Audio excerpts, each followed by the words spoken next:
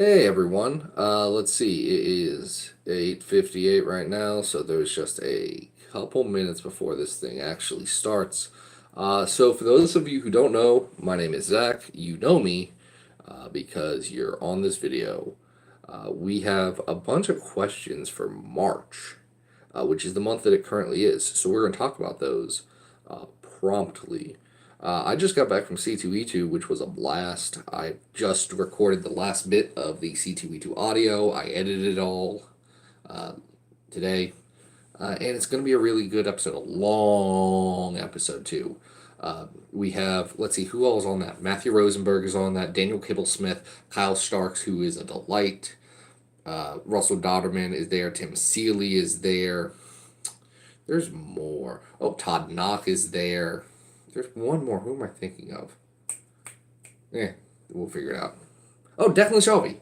Declan Shelby's also there. We had a really good talk.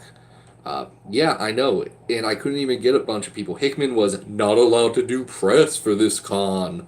And me and Pepe Larraz couldn't make time. And also, I got too scared to ask Chris Claremont. That's a real thing that happened, and I do apologize. To be fair, it was at the end of the day at a con, and he was very busy. And also, he's my dad, and he intimidates me. But I did get him to sign Uncanny 137 and that one where Wolverine stabs all those dudes in the Hellfire Club. So those are good issues to sign. Those I'll cherish forever. I also got that Russell Donovan good print. It's out there, so I'm not going to go get it. But you know, the one of all the 90s crap? Yeah, I own that now. It's cool. Had a lot of fun time with a lot of fun friends. And it's now 9, so I don't feel bad about jumping right into them questions. So let's get down to business. Couple from Vishal Gulapalli.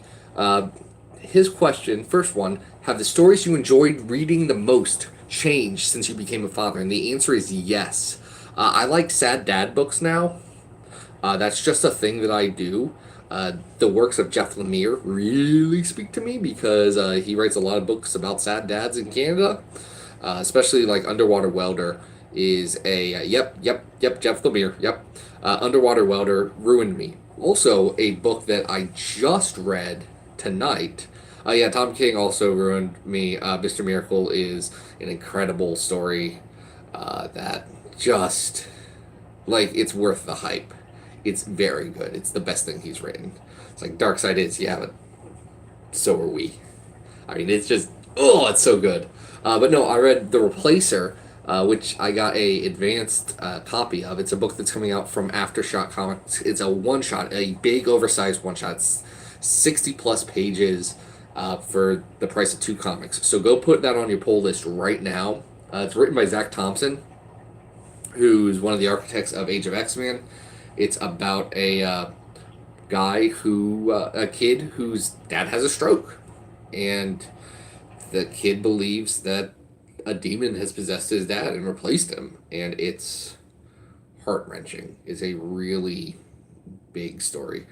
Also, I like stories that are happy a lot more than I like sad stories now. Like, end of the day, I don't like cynicism anymore. It's weird. I was a cynical jerk when I was a high schooler and all this stuff, and now it's not something I want. So those are the kind of stories I seek out now. Like Flex Mentallo is a great example of something where the end it's realism and cynicism are not the same thing, and guys don't confuse them. So that's what I have liked. That's what's changed most since I became a father. Great question, V. The next question is, which X-Men who don't have degrees are most likely to actually go back to college and finish? Well, one, the Xavier Institute technically is a college in the original Silver Age, but that was also a stupid thing because they don't know how education works. So who doesn't have a degree? Well, look, I don't believe that Kitty actually has a PhD. I know the comic says she does, but that's the dumbest thing and doesn't know how PhDs work either. So I do think Kitty would be someone to go to school and actually finish up her studies. I think Sunspot would go and get a online MBA like some jerks, just because everyone expects the CEO of his company to be like this big guy and have a title, so he wants to have that because class is very important to him. I still don't think Emma Frost ever actually got through college. I think she has all of her degrees because she told people that she has her degrees and they believe her, and no one's checking them records. Uh, Beyond that, Scott wouldn't go back to school. Jean would. I actually think Jean Grey would totally say, "Hey, I don't want to live a normal life, but I want to do a couple of things." So she remembers going and being a freshman at college, so she might as well finish off the whole thing somehow. And I think that would set her up, uh, give her a role. Like the one thing I really like about the X-Men movies, especially the first one, is what Bryan Singer did. And Bryan Singer sucks. Yeah, he does.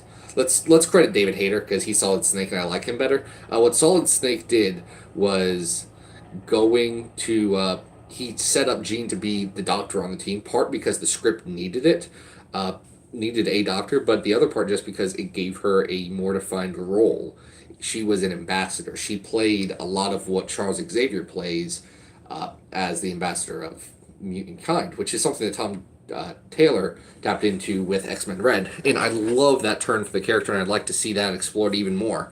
Uh, Obviously, the Age of X Men kind of derailed all that, but we'll see. Sam Fryer wanted to know, what would your favorite musician's mutant power be? This is a great question. I don't know who my favorite musician is. It changes constantly. Uh, I really like Claudio Sanchez. He is the lead singer and guitarist for Coheed and Cambria. They rule. I've seen them live twice. He would have some sort of Medusa esque hair power because he essentially just has big curly Puerto Rican hair that's like out to here, and that's not an exaggeration. He's great. He'd have hair powers. The other choice I can think of is Aaron Weiss, who is the singer and songwriter from a band called Me Without You. They are incredible. They do kind of like post hardcore mixed with folk, with a lot of poetry elements to them, if that makes sense. It really doesn't. But they came out of like the post hardcore Solid Snake, or not Solid Snake, Solid State Records in the early 2000s. And they've really evolved into something a lot deeper. Their lyrically are just absolutely incredible. So I think he would essentially just be Bernard the Poet, because he's weird. Here's an Aaron Weiss fact. He used to eat out of the trash because he didn't believe in wasting food. Uh, he said, "Oh, it's perfectly good food. I don't want to waste it." Great musician, kind of an odd guy. He's now stopped that because he has a family, and his wife said, "Dude, come on," which is a good thing for wives to do. Uh, anyway, I saw them last year after getting dinner with friend of the show, Luke Hare, and he's cool. I say friend of the show. I'm not even on the show. He's just a friend. It's Luke. You've probably met him or know him or seen him on Twitter. He makes funny jokes. Now we have a bunch of questions from Robert Secundus. Robert, thank you for sending these in. They are all very bad. If Hickman was writing two six-part miniseries about X-Men Twitter, what would the charts be about? And this is easy. First, there would be a chart about the people who like me and the people who hate me, because that's a good defining line. Second would be a chart about people who follow Jay and Miles Explain the X-Men and people who follow like Jordan D. White, and which ones specifically do not follow both, because that tells you something. I'm not sure what, but it definitely tells you a group of fans and how deeply entrenched they are into the day to day of fandom stuff. Oh, every Let's Talk account would be in its own little corner, and he would just draw a big circle around them and say, "You guys can stay over here because I still don't understand what a Let's Talk account is." Uh, but I think that would be it. See, I feel like I don't have a great view of this because I keep my Twitter feed pretty homogenous and tight. Yes, thank you, Robert. I know this is especially just for you. Uh, so that's that. The next question just says, Ajax opinions on Excalibur and Warlock. Your response? The podcast War Rocket Ajax, who I stole the concept of Battle of the Atom from, they one of the guys, Chris Sims, who's been on the show, doesn't like Excalibur and doesn't like Warlock. He's wrong and he should feel bad. He should feel bad for bullying us into putting the X-Men Pizza Hut issues so high, which is now an albatross around my personal neck. Uh, but I can understand not liking Warlock. He's an acquired taste, and most of my love from Warlock actually comes not from the comics, but from a podcast called Exiled, where Warlock is an exile played by Jen Overstreet, and he's a good robot alien space boy, and I love him so much. He is very good on that show.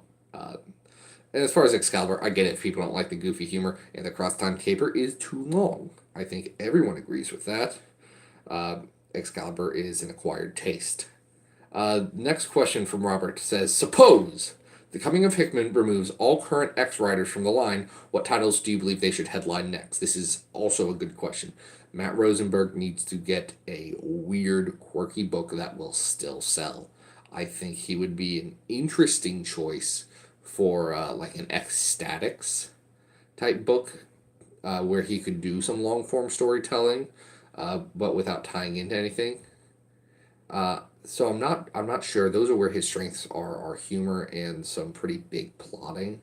But I've also seen like really good emotional beats from him. I'd actually like to see him take like a teen book. Like maybe give him Young Avengers or Champions. Champions would be a great place for him because Matt is funny story about Matt.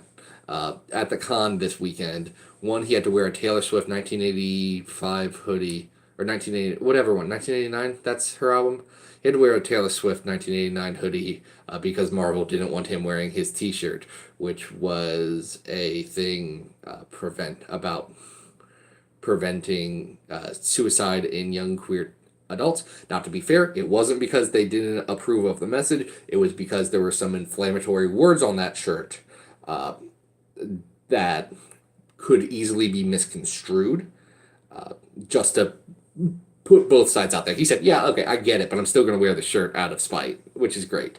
And then additionally, he was at the Marvel Insiders panel where the Marvel Insiders are people who have Marvel credit cards or pay 30 extra bucks for Marvel Unlimited every year for no good reason. So Nick Spencer gave him a lot of crap because shilling credit cards for Marvel was so punk. So anyway, yeah, I think Rosenberg should do like Champions. That would be a good book for him. Leah doing Giant Men sounds great, actually. But I would like to see her doing a big book with a lot of emotional stakes. I think as far as solo, like, hell, I'd see Leah Williams Thor. I think that'd be pretty good. Shauna McGuire needs a slice of life book that's intended to be a slice of life book, but then also have some mystery. Oh, give Shannon Elsa Bloodstone. Give her an Elsa Bloodstone revival, because I think that crypto horror would work really well for her. Vita can have whatever book she wants because she's been doing they have been doing an incredible job with everything. Vita, if you're watching, and I know you're not, I apologize for that. But Vita's been doing incredible on all of their work, so I'd like to see Vita on something big. Give Vita a secondary Spider-Man title. Let them cut their teeth on that and move forward. Who else? Oh, Zach and Lonnie. Zach and Lonnie can keep writing weird horror stories that don't actually fit at Marvel, but make a huge name in the mainstream or I guess indie stuff. Be great. Just give them every horror book. That's all. Like, but it has to be real horror. Anyway, the next question, because I forgot who's last. Robert Secundus asks, what color decks do Emma, Nightcrawler, Glob, and Quentin Quire play? These are Magic the Gathering decks based on the fact that I know too much about this game that I haven't played in like 5 years. Emma plays Mono Black. She's evil and mean when it's to this game. It's power above everything. Nightcrawler wants to have a ton of fun. He doesn't necessarily... He wants to be a little bit tricky, but more wants to just make a good thing. So I don't think he plays a specific color, but I do think that he is a Johnny player. He plays to make a fun deck that might only work like 5% of the time, but when it works, it's awesome and it's a big event. Glob plays Yu-Gi-Oh! And he still doesn't actually know how to do that. He only collects the cards because someone told him it was cool. And Quentin Quire says he doesn't play Magic, but instead plays Magic Online, not Arena specifically. He thinks that's for losers. He plays Magic Online and he net decks whatever the winning deck from the last Grand Prix was. So that's what all of them play, and that is the live stream. I do want to say thank you to everyone who showed up for this, anyone who's watching it later, anyone who stopped me at C2E2. There were a couple people actually who recognized my voice, which is buck wild. People should not recognize me.